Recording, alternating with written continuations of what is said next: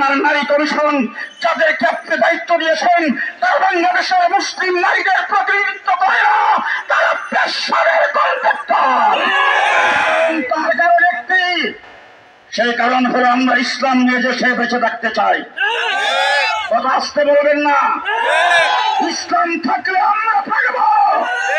ইসলাম বিরোধী কোনো কিছু বাংলাদেশে বাস্তবায়ন হবে, আমরা থাকতে হবে না। আমাদের লাশের উপর দিয়ে হইতে হবে, লাশের উপর দিয়ে। সংগ্রামী সাথী বন্ধুগণ, শেষ কথা আপনাদের সামনে বলে যাচ্ছি। আজকে অনেকে প্রশ্ন করেন দেশের ক্ষতি হবে, বর্তমান সময় আন্দোলন করা উচিত নয়।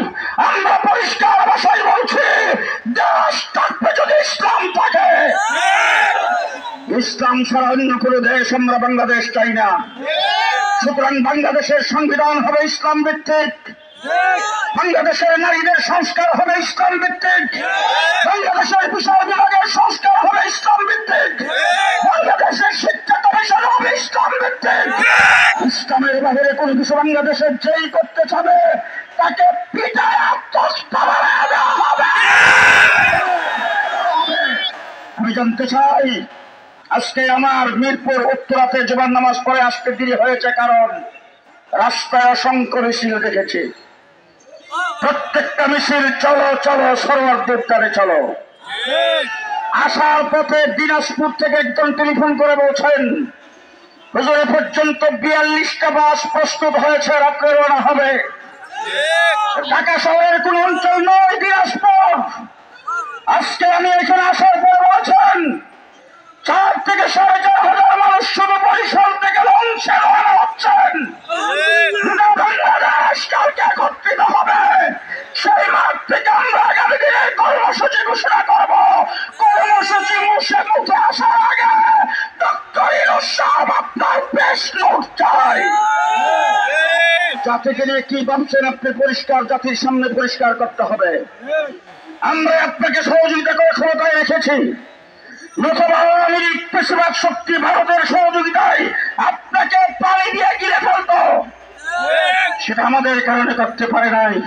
আজকে আপনার নারী কমিশন যাদেরকে আপনি দায়িত্ব দিয়েছেন তারা বাংলাদেশের মুসলিম নারীদের প্রতিনিধিত্ব করে না, তারা পেশারের কন্ট্রাক্টর।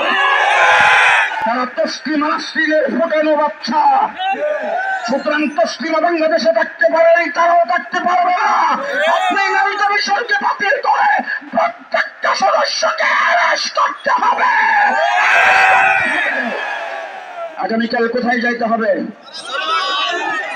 সবাই কয় না, কোথায় যাইতে হবে, কোথায় যাইতে হবে? কালকে জামাতের সাথে সাথে ফজরের নামাজ আদায় করে যার যার মসজিদ থেকে সড়ক যোগদানের দিকে রওনা হবো। কে কে হাত তুলে দেখায় দেন? চলো চলো সড়ক দিকে চলো, মহাসমাবেশে চলো।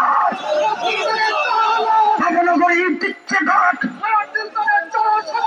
আমরা মানুষ চাকরি যাক। নবনগরী দিচ্ছে ডাক, নবনগরী দিচ্ছে ডাক, বাংলার মানুষ চাকরি যাক, বাংলার মুসলিম চাকরি যাক।